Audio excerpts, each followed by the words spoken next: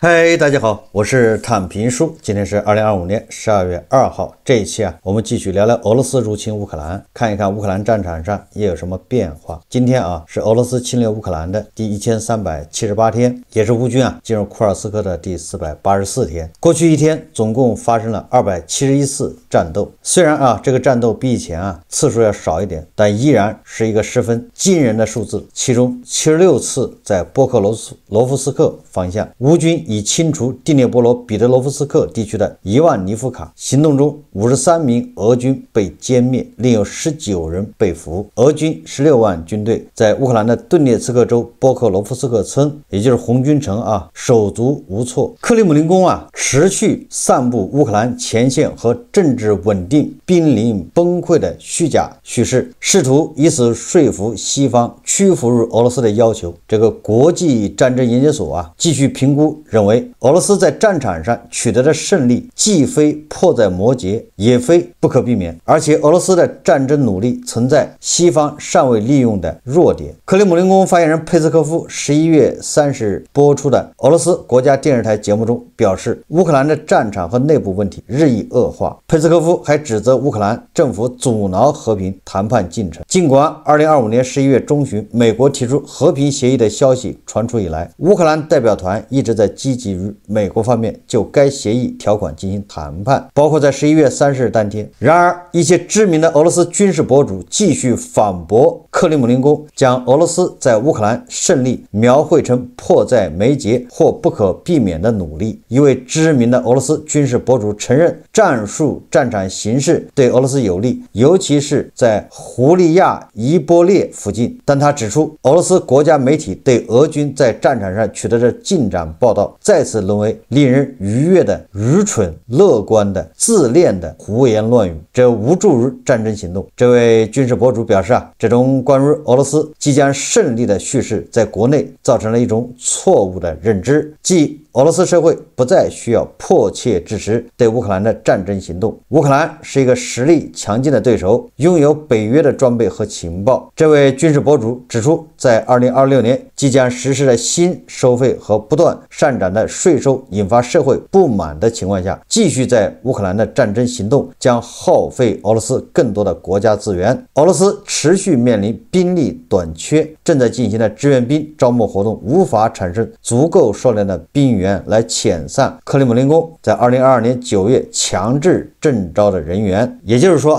这个俄罗斯人的这个关于在布克罗夫斯克、在库皮扬斯克取得的胜利的这种描述和报道，让俄罗斯很多博主尤其是军事博主都看不过去了，觉得你这样胡吹让俄罗斯人以为在战场上马上就取得胜利了。既然马上就取得胜利，那为什么还要再动员呢？为什么还要再勒紧裤腰带呢？就这意思就自相矛盾。实际上根据这个乌克兰方面的报道波克罗夫斯克战区尽管条件艰难，乌克兰国防军继续阻挡俄罗斯的进攻，并为冬季作战准备坚固的阵地。11月，俄罗斯占领波克罗夫斯克地区的企图再次失败，仍然困在城市中作战，损失惨重。整个11月在波克罗夫斯克就这么一个地方，消灭1221名俄罗斯人员，545人受伤，140辆车辆被毁或损坏，7辆装甲车和3辆坦克被摧毁，3220架俄罗斯无人机被击落。仅在波克罗夫斯克就有519人被淘汰，131人受伤，相当于一个营的损失。这就是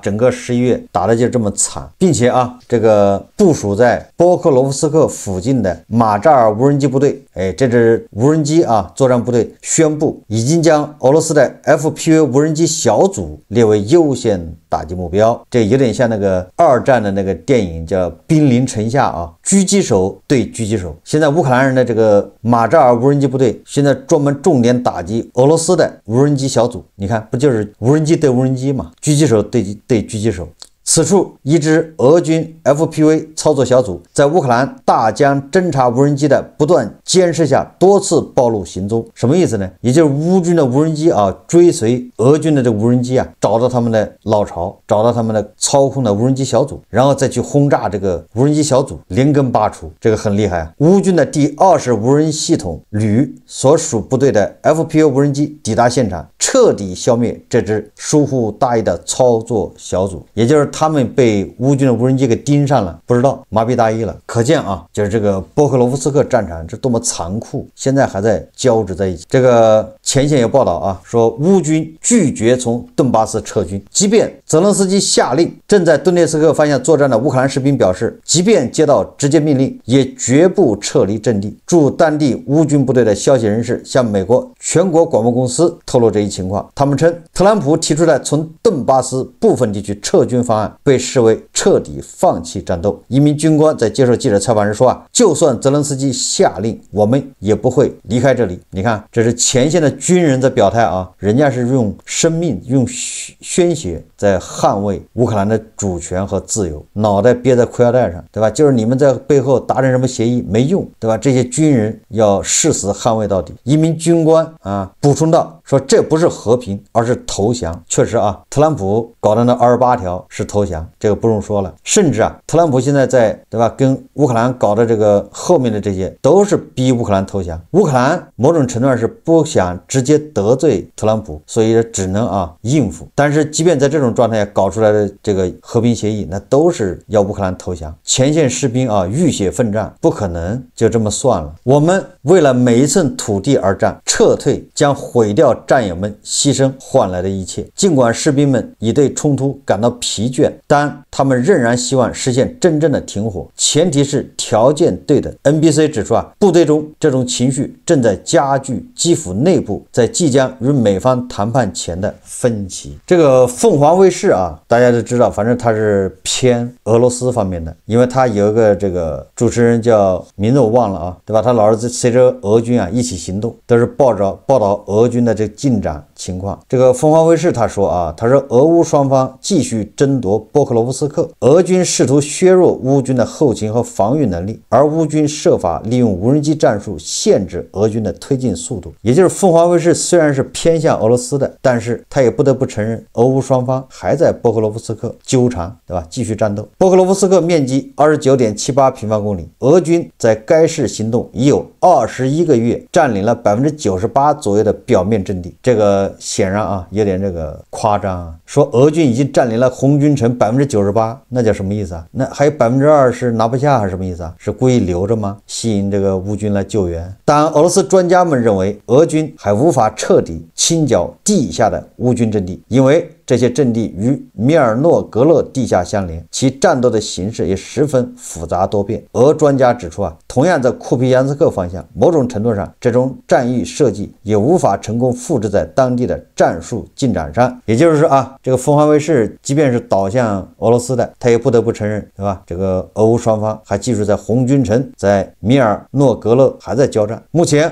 俄乌两军从拉锯战达成了消耗战。乌方称，尽管俄军最近取得进展，但乌克兰前线的防御并没有面临迫在眉睫的崩溃。凤凰卫视卢宇光对了，就是这个卢宇光他不是跟着俄军一起行动吗？亲俄。俄军总参谋长格拉西莫夫11月20号宣布占领了库皮扬斯克，对吧？这个普京也在这个吉尔吉斯斯坦访问的时候对外国记者说，他们已经占领了库皮扬斯克还有这个 70% 的红军城。但是目前你看图片和视频可视证据表明，这都是个假消息、虚假宣传。乌军总司令希尔斯基公开回应称，普京的谎言令人震惊。事实是在他们发表声明后几天内，记录到的无线电通话显示，城内俄军不到40人，乌军正在持续清理、剿灭他们。波克罗夫斯克引用战争研究所最新报告，就是俄军投入了2个集团军，耗时近4个月，试图攻占这座小城，但现在也只占领了2/3的城区，进展微乎其微，远未取得决定性战果。乌军防御依然稳固，并成功阻止、扭准了俄军的攻势。战争研究所指出，俄罗斯宣称胜利志在必得，但这种说法没有反映战场实际情况。我想了一下这个格拉西莫夫他一再宣称说俄军已经包围了1万或者5000乌克兰士兵，但是这些被包围的乌克兰士兵迫于压力不敢投降，乌克兰方面不允许他们投降。哎，普京一听有道理，那是俄军包围了这个乌军，给乌军包了饺子。凤凰卫视说啊，占领了波克罗夫斯克98%，这就很好解释，他们把无人机飞到的地方都是俄罗斯占领的地方，对吧？要这么说的话，那乌克兰就占领了莫斯科啊、圣彼得堡啊，因为乌克兰的无人机不是老往莫斯科、圣彼得堡飞吗？那是不是都占领了？双方现在主要是靠无人机在那互相拼杀。俄罗斯的无人机飞到波克罗夫斯克，对吧？98%的地区都飞到了，那就认为这都被俄罗斯占领了。格拉西莫夫就说这是乌军被俄军包围，包了饺子，没毛病啊，因为普京就是这么认为的。普京认为，对吧？整个乌克兰不投降、不跪下、不接受特朗普的这个28条，那就是因为乌克兰人被泽连斯基绑架了，不敢投降，所以特朗普还有这个普京，他们想方设法要把泽连斯基搞掉，这样换一个，对吧？亲俄的领导人上来，好签署这个投降协议。所以说啊，这个乌克兰某种程度上已经被俄军包围了，整个乌克兰被乌军、被这个俄军和特朗普包围了，他们就是不愿意投降而已。他们是迫于这个泽连斯基的这个淫威，所以把泽连斯基搞掉，乌克兰就投降了。那你说格拉西莫夫他不是有样说样学样吗？对吧？那你上梁不正下梁歪啊，中梁不正倒下来啊。就是你普京是这种叙事方式，那我也这么说啊。你看看波克罗夫斯克、库皮扬斯克，那乌军全部被我包围了，他们就是只是因为这个，对吧？不愿意投降，被胁迫了。我现在把他们领导给换掉，他们就投降了。你看，哎，你要这么一说的话，格拉西莫夫好像没撒谎，所以普京也不能说格拉西莫夫撒谎，对不对？普京你要是指责格拉西莫夫撒谎，那你不自己不也在撒谎吗？你不在对俄罗斯人撒谎吗？你在对全世界撒谎，对吧？这乌克兰人不投降就是因为泽连斯基嘛，连黄俄都相信了，对吧？本来乌克兰要投降的，结果这个泽连斯基不投降，被绑架了。本来这个波克罗夫斯克、库皮扬斯克的乌军要投降的，结果被绑架了，他们不投降。你看这个一个逻辑啊。所以说啊，是这个上有所好是吧？下必甚焉，楚王好其腰，宫中多饿死。那普京你自己在这欺骗俄罗斯人，欺骗全世界，那格拉西莫夫只不过是顺着你这个调往下唱，活学活用。所以他说啊，这个波克罗夫斯克、库皮扬斯克，甚至整个战场上啊，乌军都要投降，但是迫于这个乌克兰的压力，他们不投降，都被我们包围了，应该投降。所以根子啊，还是出在这个普京自己身上，对吧？普京喜欢听什么，下面人才会捏造什么报给他听啊，所以总是让人啼笑皆非，对吧？2个月前就是波克罗夫斯克已经被俄军拿下了，结果到现在还在双方还在这人脑子打成狗脑子，一天死好几百。乌克兰国防情报总局表示，近期该部门在比尔江斯克附近端掉了一个由俄罗斯叫阿赫迈特部队运营的燃油交易点，后者在高速公路上找了个固定的地方卖油。这个说明车臣的总统啊，卡德罗夫没闲着，哎，他表面上现在不说话了啊，不那么高调，但是叫鸭子划水，脚没闲着。人家趁现在啊，俄罗斯缺油，人家倒卖汽油、柴油，你这玩意儿好啊，卡德罗夫对吧？军阀护送，在高速公路服务区找个地方卖汽油、柴油，哎，就问你服不服？这个完全符合啊卡德罗夫的这个性格，也符合俄罗斯人的性格。乌克兰的游击队发现这个情况后，11月29日，他们在交易地点提前布置好地雷，等这些武装人员聚集来交易的时候，引爆炸弹，一下子炸了2次，现场异常混乱，武装人员吓得四处逃窜。这个敌后武工队啊，这次行动非常成功，摧毁了2辆载有阿赫迈特武装人员的车辆，具体人员伤亡还得再次核实。乌克兰的这个安全局啊，用这个海洋宝贝，对吧，攻击了俄罗斯2艘影子舰队这个船只啊。那么我看有媒体报道啊，这2艘船上面船员有大国的人，还有人说啊，这2艘船呢，运出去是石油，然后从中东拉回来燃油，就是汽油、柴油，但这个不知道啊，这都是媒体有一搭没一搭的说，这个信息未必准确。但是啊，这个我看那个视频显示啊，这个落水的船员被救起来之后，确实是黄皮肤的，大概率啊，恐怕是大国的人。在这里，对吧？咱们也不是说就是去指责这些人啊，因为他之前他不知道啊，也就之前不知道也会这个很危险，他会遭到攻击。那现在知道了，对吧？你给俄罗斯的这影子舰队干活，从俄罗斯拉油往中东、往印度运，过去没人管，对吧？那也就算了，现在很危险。现在显然啊，乌克兰要打击这些油轮，那我觉得这些船员啊，就应该结完账赶紧回家吧，换工作。君子不立危墙之下，对吧？虽然这个找工作不好找，但是没必要去冒这个风险玩命，对吧？人家已经开始动手了，赶紧撤吧。这一次啊被土耳其被那些黑海的这个给你救了，下一次不一定呢。所以说啊，这个我知道大国的人找工作不容易，那就算了嘛，那就再换换别的工作，对吧？找找别的这个船东，干嘛非要去俄罗斯拉油呢？你看啊，这个乌军啊，不仅在黑海打击俄罗斯的影子舰队，据说已经在非洲还要打击，频繁出入新罗西斯克、塔曼等俄罗斯港口的油轮梅尔辛号昨天在塞内加尔沿海沉没，该船原定前往非洲，但已在海上滞留了近1周，这也是又一起涉及俄罗斯相关航运的神秘事件。你看看啊，不光是在黑海，你看看这个在非洲，对吧？塞内加尔这儿被人击沉，我上次节目说了吧，波罗的海其他地方恐怕都要遭到乌军的打击，其他的海岸、其他的海域都不是叫什么法外之地。所以希望同胞啊，如果还在为俄罗斯的影子舰队工作的话，还从俄罗斯拉油，那就赶紧早点辞职吧，毕竟对吧，拿命去换这个钱不值当。这个在战场上啊，又发生了一起俄军士兵啊扫射团灭自己的战友的这个行动。我记得有一次节目咱们介绍过了，对吧？这个有一个俄罗斯人呢，他是俄罗斯哪个什么炮兵需要毕业的吧，我不记得了。这哥们儿每次对吧，把自己部队的坐标告诉乌克兰人，然后他能精准的逃脱打击，然后这个他们的部队啊就被乌军的炮火给覆盖，最后他没事，换一支部队他又把这坐标告诉乌克兰人啊，最后据说是炸了100-200人呢，最后他成功逃脱了啊，跟乌克兰那边接上头去了乌克兰。后来这哥们儿耐不住寂寞，在乌克兰接受自媒体采访，把这一切啊说出来了，我们做节目也聊了。结果你看现在又上演了啊，俄方紧急通缉一名被俘俄军士兵，交换后再次送上战场，杀死7名俄军战友后潜逃。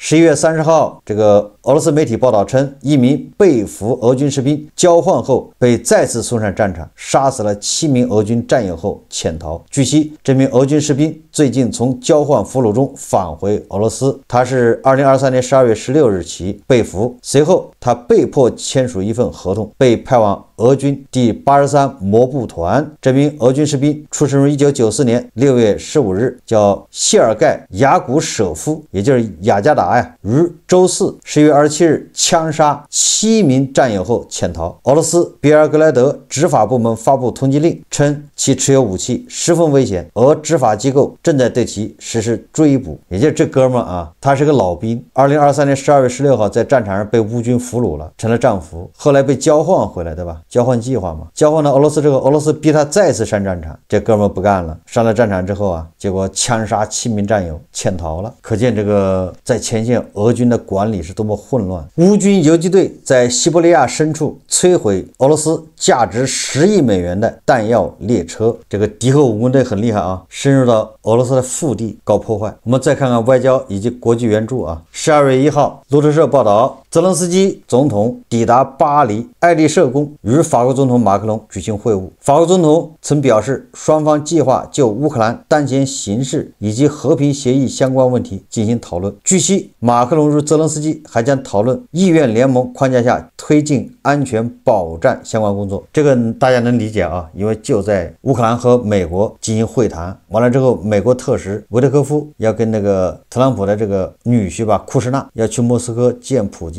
在这个紧急关头，对吧？乌克兰有必要跟欧洲这些大国啊要交底，要紧密协作，所以他访问巴黎，那肯定是很有必要。我觉得下一步可能要去德国访问，对吧？再去英国找这个斯塔默，欧洲主要国家，对吧？一定要紧密的这个团结啊，要达成一致。法国的外交部长说啊，普京必须同意停火，否则就必须准备对俄罗斯实施新的制裁，这将削弱俄罗斯的经济，并增加欧洲对乌克兰的支持。其实法国啊态度没有任何变化，就是要打到底，要么你俄罗斯，对吧？你就地停火。这个匈牙利的总理鄂尔班呢，不是前不久跑到莫斯科访问嘛，见了大帝，对吧？又跟这个大帝啊沆瀣一气，此举啊遭到了德国总理莫尔茨严厉抨击。莫尔茨说啊，这个鄂尔班啊未经欧盟同意擅自，对吧？访问这个莫斯科。鄂尔班每次到莫斯科访问，乌克兰就遭到莫斯科严厉打击，希望这一次不要这样，对吧？莫尔茨说什么其实不重要，重要的是德国作为欧洲大国，现在是越来越硬气啊，就像他的前任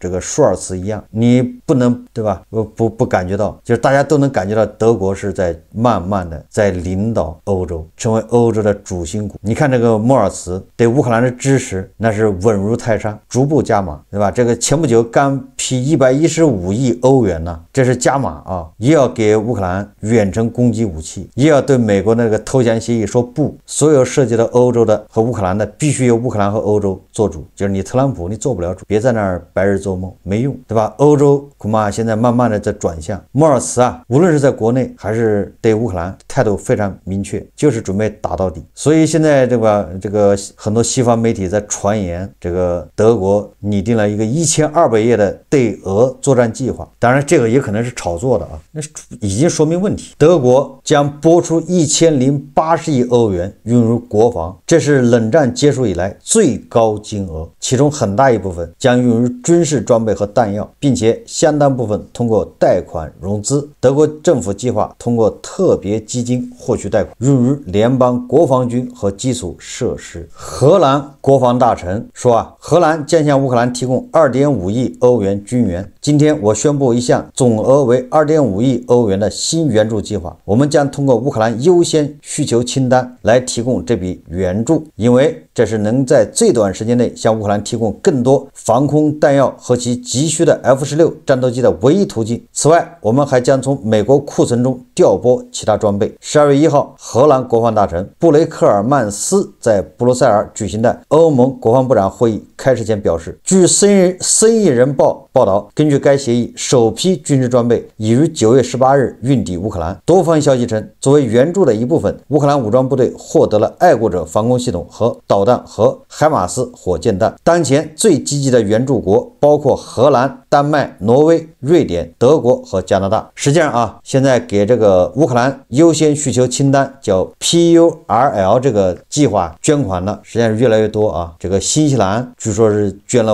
5000万吧，还有澳大利亚捐了多少，都在捐钱，就是往这个篮子里扔钱，然后从这个篮子里再拿钱去美国买武器，就这么个计划，叫乌克兰优先需求清单。有钱的捧钱场，没钱的捧个人场。11月30号，彭博社报道称，北约正准备在美国支持有限的情况下对抗俄罗斯。这个就是大家愿意看到的啊，就是你特朗普你爱干嘛干嘛去。现在剩下的国家准备在缺乏美国支持的情况下，准备对抗俄罗斯。据该机构称，美国总统特朗普正在减少美国在欧洲的军事存在，但作者指出，欧盟在战略手段和能力方面仍然依赖美国。该出版物指出，美国威胁要完全切断对乌克兰的军事援助，这引发了一个问题：欧洲各国将不得不在美国支持力度大大降低的情况下保卫乌克兰，甚至可能是整个欧洲东部边界。整个欧洲啊，除了鄂尔班，大部分欧洲领导人都站在了乌克兰这边，坚定反对特朗普的投降计划，甚至啊，连这个斯洛伐克的非左都没有跟鄂尔班站在一起。这个特朗普的粉丝啊，波兰的新总统啊，叫纳夫罗斯基，对吧？这个人一上台，对乌克兰就不怎么样，但是这一次啊，表态，一看乌克兰马上要倒下呀，所以他啊，现在发表了积极的讲话，认为俄罗斯人所有的协议都不可信。这就是纳夫罗斯基说的啊，俄罗斯人不可信，不要签任何什么协议，也就是要打到底。这是嘴上说的啊，那实际行动呢？本来这个纳夫罗斯基啊，计划前往匈牙利与鄂尔班会面，但是由于鄂尔班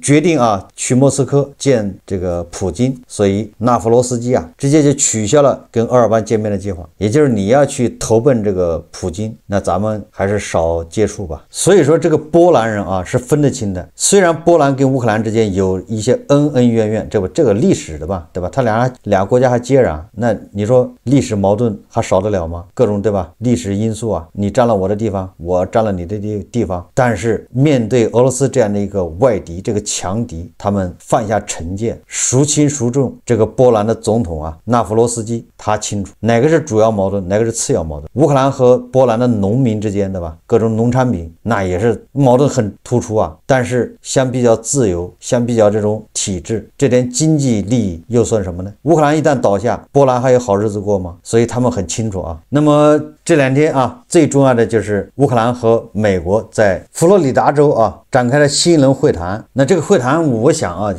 据说这个保密做得非常好，到现在也没有什么特别的这个条款出来啊。但是我们要想，这个美国人呢，特朗普不会安什么好心。卢比奥说啊，我们的目标不仅是结束战争，更要确保乌克兰获得永久安全，免遭侵略，并迎来真正的繁荣时代。这个乌克兰国家安全与国防委员会秘书长乌梅罗夫表示啊，他说我们在佛罗里达州结束了艰难但富有成效的会谈，在实现公正和平方面取得了实质性进展，感谢美国坚定而真诚的支持，后续仍需继续努力。也就是在这个会谈上啊，卢比奥一再强调，美国现在是中立，是协调方，而不是乌克兰的盟友，不是帮乌克兰，他是居中协调的。你乌克兰别搞错了，卢比奥是这种态度啊，或者美国代表团是这种态度。你有什么想法？他已经在代表俄罗斯在跟你谈判，压你的这个条件，然后实际上就是普京给特朗普的这个条件，看看你乌克兰能认到什么程度，逼乌克兰，就这么个事啊。但是具体的条款现在没有流露出来。我想啊，你那个28条投降计划都能搞出来，特朗普还能搞出啥好东西出来呢？不管搞什么出来啊，反正普京那边已经拒绝了，也就是预示这个周四啊，维特科夫和特朗普的女婿库什纳到莫斯科，大概率是白跑一趟，看一看普京迷人的微笑，对吧？彬彬有礼，完了之后接着打，再一次耍这个特朗普。我们还是看特朗普做什么，不要看他说什么。这个卢比奥说的也很漂亮啊，是为了乌克兰未来的这个繁荣，为了乌克兰真正的持久的和平，那你凭什么要让乌军撤出波克罗夫斯克？这个有传言啊，这次泽连斯基派到美国谈判的都是这个强硬派，这个有布达诺夫、乌梅罗夫，以前是国防部长嘛，现在是安全委员会秘书，还派去了谁呢？乌军总参谋长格纳托夫，这个人也就30多岁啊，你看都是年轻人呐。布达诺夫好像也就36岁、37岁啊，反正不到40岁。但这个美国代表团表示啊，波克罗夫斯克失守和米尔诺拉德被包围，俄军在战场上优势很大。那意思就是说，反正你今天不失守，明天不行，后天、下个月、下个月，总有一天你这个红军城、米尔、格拉德什么都得被俄军给吞并。与其这样，你还不如现在给他，还可以换取一些条件。但是啊，这个乌军的总参谋长格纳托夫说啊，乌克兰武装部队继续控制波克罗夫斯克红军城和米尔诺拉德，也就是季米特洛夫啊。若乌克兰的伙伴，也就是美国啊，他就是乌克兰伙伴愿意提供帮助，乌克兰将彻底清除城内的俄军。面对这个乌军的参谋长格纳托夫的这种表态啊，据说卢比奥和维特科夫两个人很猥琐的交换了一个眼神。我早就说了啊，这个看泽连斯基派的这代表团的成员，你就知道这乌克兰人根本就没打算投降。乌克兰的情报总局局长布达诺夫呢，最近接受采访的时候说啊，他说他分析了这4个多世纪乌克兰的历史，发现一个秘密，就是发现一个规律，一个不变的规律，说乌克兰人呢从未被敌人真正在战场上击败过，但是总是因为内部的团结出现问题而失败。因此这一点啊，他说值得目前的乌克兰警惕，警惕内部也要警惕外部，这是一个非常现实的问题。实际上就说的当下泽连斯基遇到的困难，对吧？这个乌克兰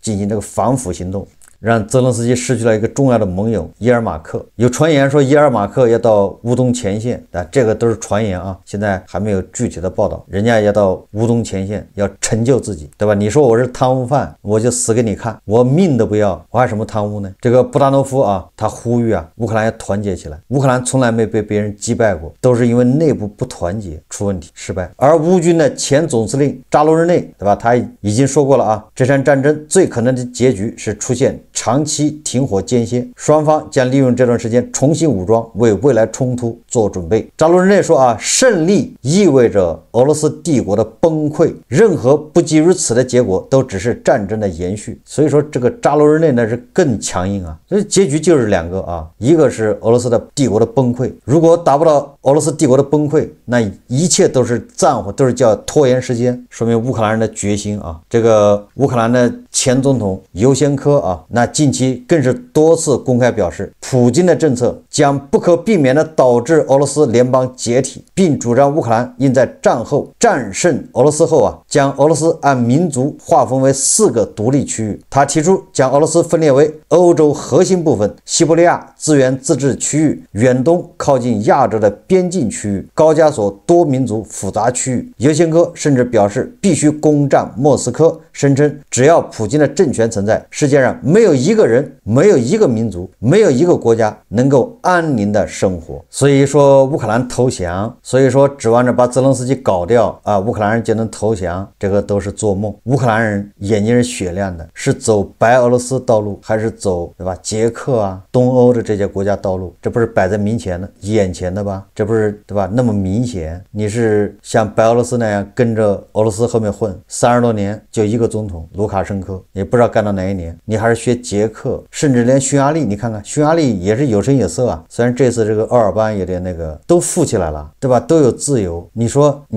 乌克兰的老百姓选哪个？这不是普京头上的虱子明摆着的吗？这个时候是关键时候，对吧？如果你一掉链子输了，你就是走白俄罗斯的道路，甚至要被俄罗斯吞并，你都不是一个国家了。乌克兰人何去何从？乌克兰人最清楚，所以乌克兰人一定是抵抗到底啊！好，这期节目我们就聊到这里，感谢大家收看。如果喜欢我的节目，欢迎订阅转发，也可以在下方留言评论，谢谢大家。